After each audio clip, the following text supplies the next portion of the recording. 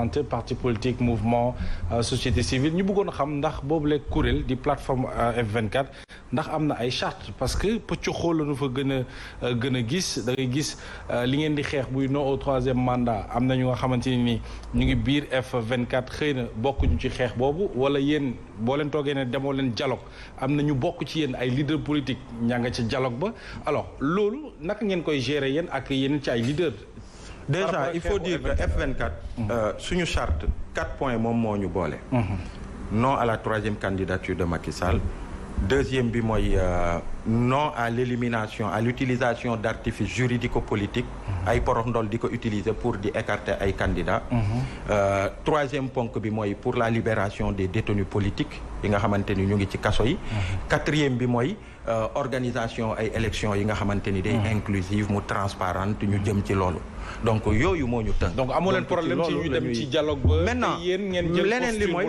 li mooy le F24 en tant que entité officiellement joxe nañ suñ position wax ni dialogue bi intéressé wu na intéressé wuñu maintenant entité yu nekk ci biir yenn entité yi bu ñu choisir dem ça n'engage que parce que c'est des entités yi nga est-ce que du am ak jeexital ci organisation bi ak ni muy doxee non du tout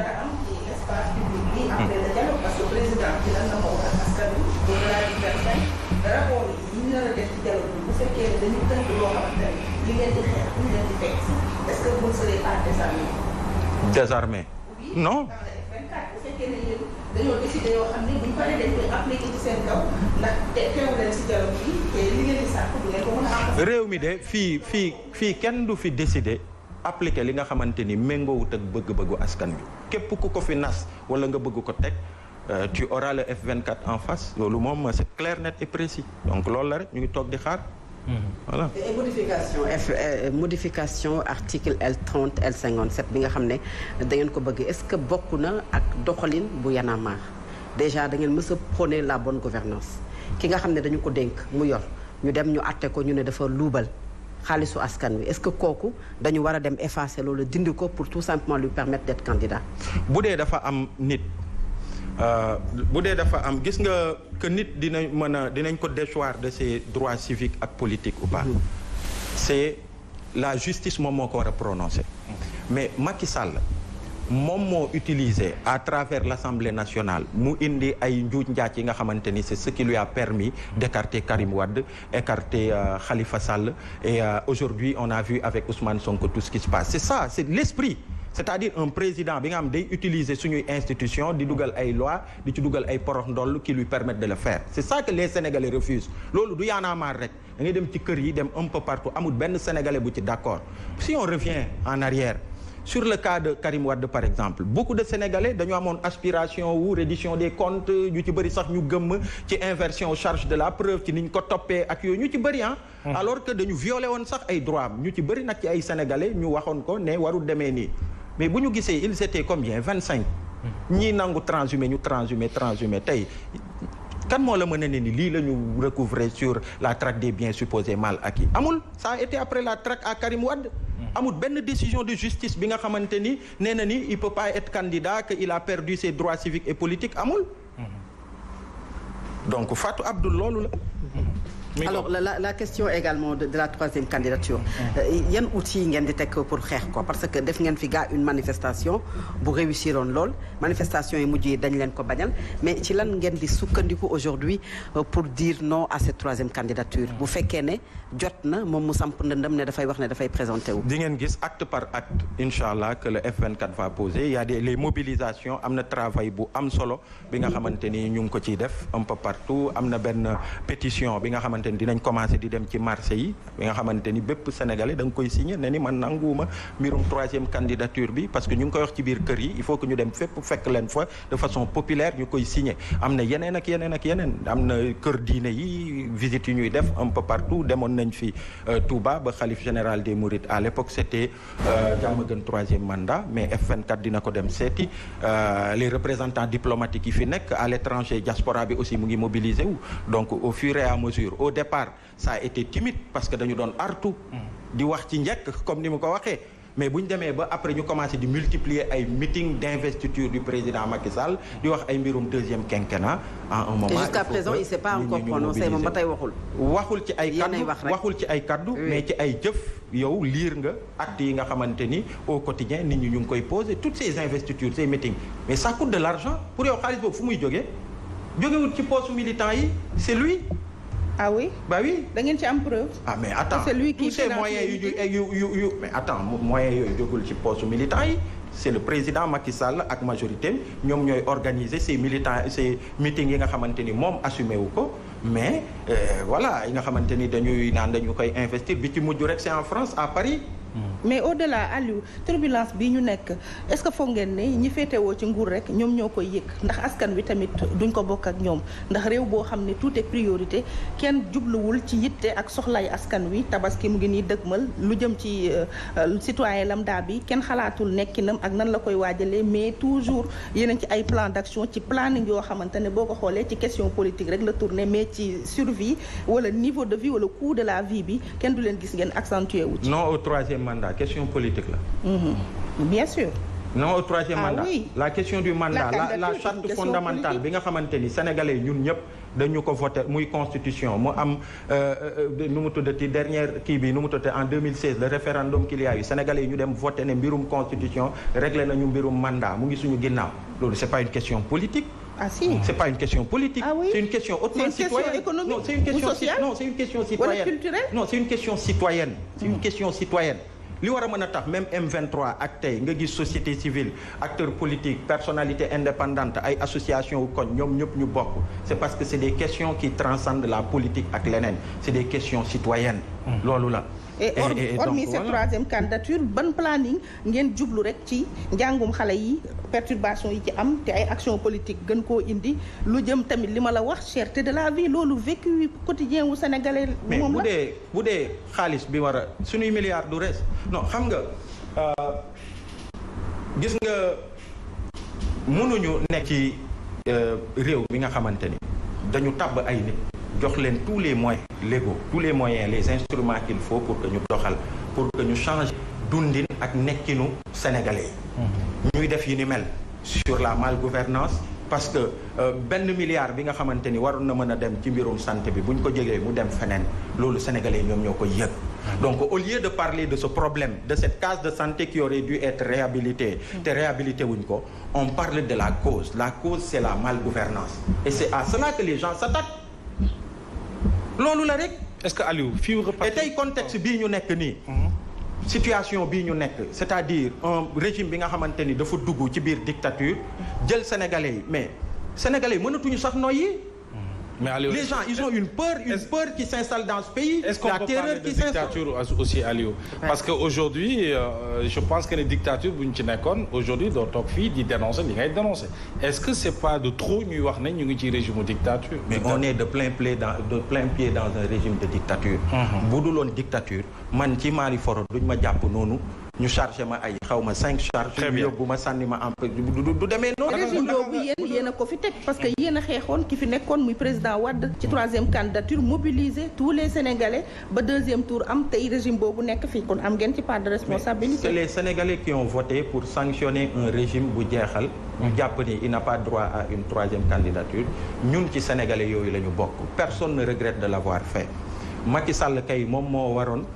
loolu mu xam sacerdoce bi mu am mu xam ni mbirum troisième mandat moom mii xeex na ci ak ñi mu àndal que tey il devait épargner ce pays de ça il devait épargner le peuple sénégalais d'un débat sur le troisième mandat. Donc c'est pas aux Sénégalais de regretter d'avoir sanctionné un régime qui avait voulu nous imposer une troisième candidature. C'est pas ça ñi ngeen nekkal ci M24 bi ñoo xam ne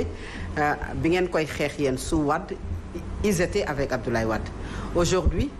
ils sont contre la troisième candidature alors que avant ñu ngi fa woon est-ce que déjà loolu du échec également ci politique yi et même société civile. C'est l'histoire qui se répète avec des personnes yoo xam ne dañu ko nangu woon fële tey ñu bëgg ko bañ ak le président Macky Sall. oui ñun en tant que acteurs yi nekkoon biir M23 lan lay wone premièrement mooy principe yi ñu taxoon jóg boobu ba tey ñu ngi ci nit ñi ñooy dem di ñëw ci ñenn ñi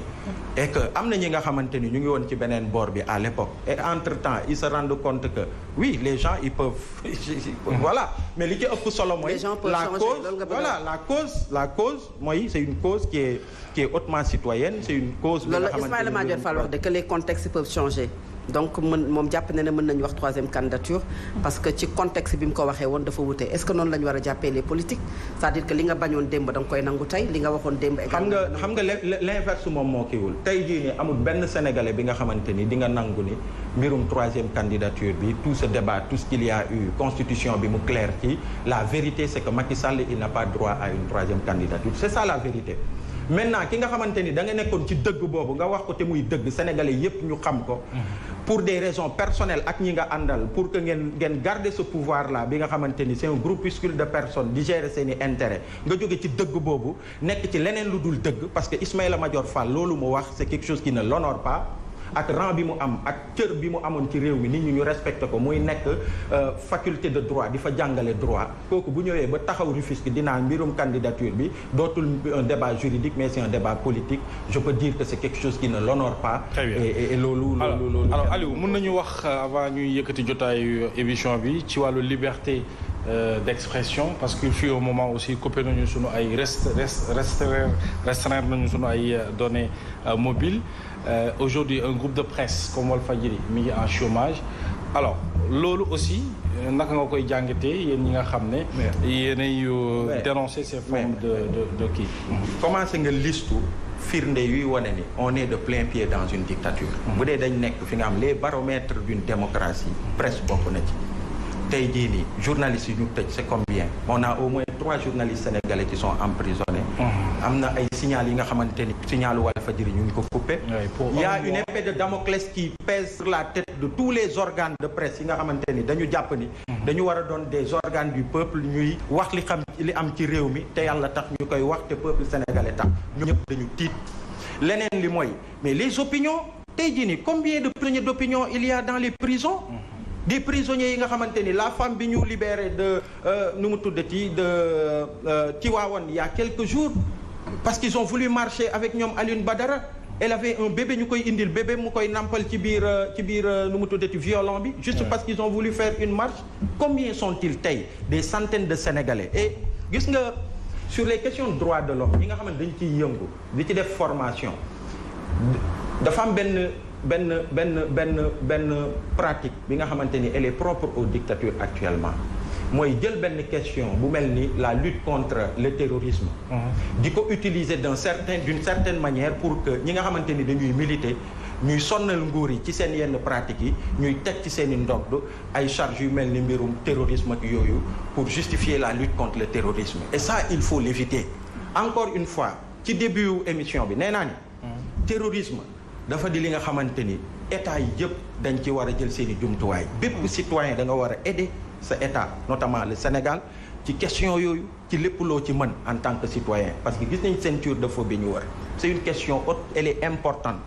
mais par contre di jàpp ay jeunes yi nga xamante ni ñi ma gis ñuy naan ay terroristes lañu ay actes terroristes la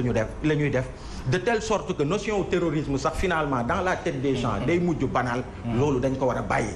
ces gros mensonges yi nga xamante ni suñuy état dañ koy def di jël toutes ces charges encore une fois di ko teg ci ay ndoddu citoyens ñu nekk ci kaso bi ñu ci bëri c'est des innocents c'est des jeunes des quartiers yu génn manifester tojuñu dara loolu du li nga xamante ni état de droit moom du réewu état de droit. Ouais, mais aussi démocratie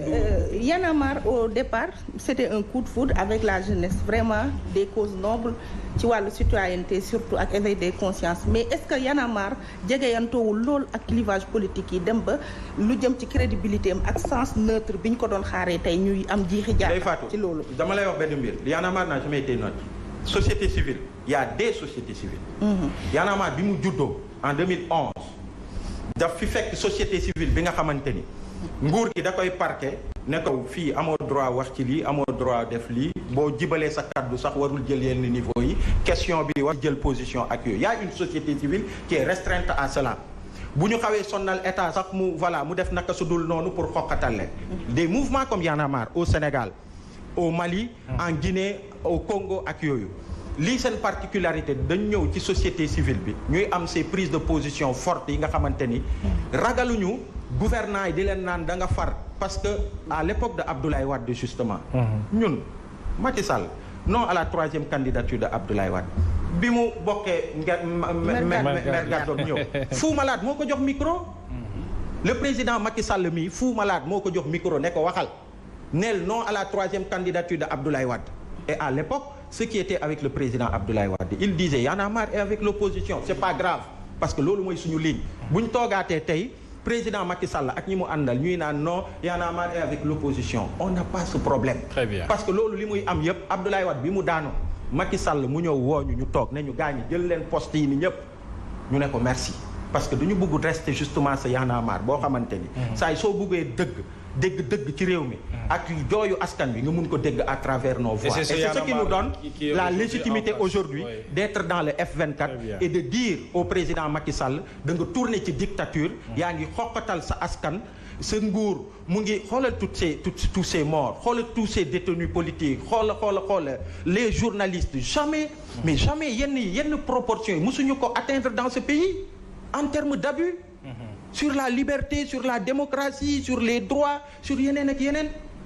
Très bien. Donc voilà. Merci et jamais beaucoup. le Sénégal n'a été autant la risée